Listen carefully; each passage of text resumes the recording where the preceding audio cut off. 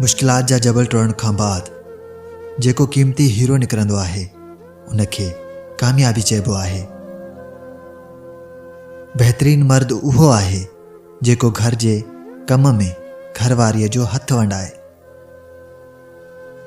लहजन मां ई ख़बर पइजी वेंदी आहे राब्तनि मां बेज़ार आहिनि कुझु माण्हू। ज़िंदगीअ में उहो मक़ाम हासिल कयो त माण्हू अव्हां खे ब्लॉक न बल्कि सर्च कंदा रहनि। जंहिं शइ में अल्लाह पाक जी रज़ा हुजे उहा इंसान खे कॾहिं बि बेसकून नाहे कंदी। हर इंसान खे मौत जो मज़ो चखणो आहे, पर पोइ बि अलाए छो हर इंसान खे वॾाई ऐं तकबुर आहे। दरगुज़र कंदा करियो, छाकाणि त उहो रूह जो बहितरीन सदको आहे। जॾहिं बि कंहिंखे इज़त ॾियो त गॾोगॾु हाज़मे जा 2 कैप्सूल बि ॾियोसि, छो त घणी इज़त हर को हज़म नथो करे सघे। इंसानियत जो सबक़ बि हमेशह क़िस्मत वारनि खे मिलंदो आहे। मेणबतीअ खे हमेशह उहो ई धाॻो साड़ींदो आहे जंहिंखे हू सीने में सांढींदी आहे। अगरि सभु धोखा खाइण वारा आहिनि त पोइ धोखा ॾियण वारा कहिड़ा आहिनि? इंसान केतिरो बि ख़ुशकिस्मत छो न हुजे, पर कुझु ख़्वाहिशूं अणपूरियूं ई रहिजी वेंदियूं आहिनि। ख़ालिस हूंदो आहे उहो प्यार जेको अमड़ कंदी आहे। ज़िंदगीअ खे अमानत जियां गुज़ारियो, छाकाणि त हिकु न हिकु ॾींहुं हक़ीक़ी मालिक खे वापसि ॾियणी आहे। दुनिया मकाफ़ाते अमल आहे, सबर ज़ाया नाहे वेंदो। माण्हू जॾहिं पुछंदा आहिनि त अव्हां कहिड़ो कमु कंदा आहियो, त दरअसल उहो सोचींदा आहिनि अव्हां खे केतिरी इज़त ॾिनी वञे। अल्लाह पाक जे ॾिने मां ॾींदा कयो, कहिड़ो अव्हां पंहिंजे घरां ॾींदा आहियो। उनखां वधीक ॾुख कहिड़ो हूंदो त अव्हां सभिनी जा दोस्त हुजो ऐं अव्हां जो कोई बि दोस्त न हुजे। जंग माण्हुनि सां न बल्कि हौसलनि सां विड़ी वेंदी आहे। मूंखे रोज़ उहे अल्फाज़ हिम्मत ॾींदा आहिनि, घबराए न मुंहिंजा बंदा, आऊं तोसां गॾु आहियां।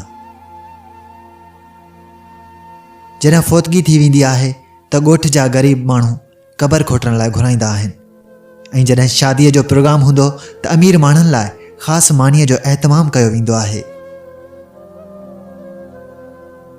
हर साल फ़ौत थी वियलनि जी वरसी करण खां बहितर आहे त उन्हनि जी नीयत सां कंहिं ग़रीब जे घर या रस्ते में मुसाफ़िरनि लाइ पाणीअ जो हिकु नलको लॻाराए छॾियो। ज़िंदगीअ जी सभ खां संजीदा हक़ीक़त मौत आहे ऐं असां उन्हीअ खां ग़ैर संजीदा हूंदा आहियूं।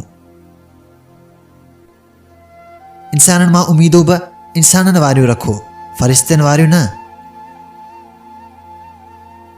उन इंसान खे बि ख़ुशि रखंदा कयो जंहिंखे अव्हां हर रोज़ आईने में ॾिसंदा रहंदा आहियो। पंहिंजा ॾुख हर कंहिंखे न ॿुधायो, छाकाणि त मरहम हर घर में न पर लूणु हर घर में ज़रूरु मिलंदो आहे। ज़िंदा माण्हुनि में रिश्तनि जो मरी वञणु काई नई ॻाल्हि नाहे। जेको मर्द अव्हां खां बिना नथो रही सघे, या त अव्हां जो पीउ हूंदो या मुड़ुसु हूंदो, बाक़ी सभु वक़्ती ड्रामेबाज़ियूं हूंदियूं आहिनि। जेकी माण्हू वञण लाइ बहाना तलाश कनि, उन्हनि खे दरवाज़े ताईं छॾे ईंदा कयो। हिन दुनिया में हर इंसान हिकु कहाणी आहे जंहिंखे हर कोई पढ़ी ॾिसी या महसूस नथो करे सघे। ॾुखे वक़्त में साथ छॾे वञण वारो इंसान ऐं ॾुखे वक़्त में कमु अचण वारो कख बता हयात यादि रहंदो आहे। फितरत जो कोई बि मज़हब नाहे हूंदो। माखी जेतिरी मुस्लमान लाइ मिठी हूंदी आहे, ओतिरी गैर मुस्लिम लाइ बि। शाम ॾुखनि जी हुजे या ज़िंदगीअ जी, आख़िर इख़्तिताम ज़रूरु थींदो अथसि। कुझु माण्हू तव्हांजी दिलि ॾुखाए बाद में तव्हां सां ई अहिड़ो वर्ताव कंदा ॼण त अव्हां उन्हनि जी दिलि ॾुखाई आहे। दुनिया जी सख़्त तरीन तकलीफ़ ॿार जी पैदाइश वक़्तु औरत यानी अमड़ खे थींदी आहे।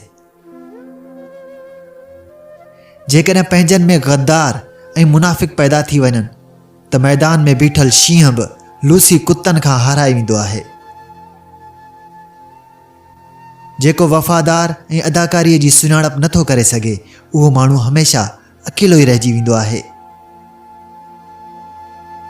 जेकॾहिं चाहियो था त अव्हां जो क़ौमी किरदार बहितर थिए त पंहिंजो ज़ाती किरदार बहितर बणायो। पंहिंजो मक़सदु अल्लाह खे राज़ी करणु बणाए छॾियो, छाकाणि त माण्हुनि जो मयार त हमेशह तब्दील थींदो रहंदो आहे।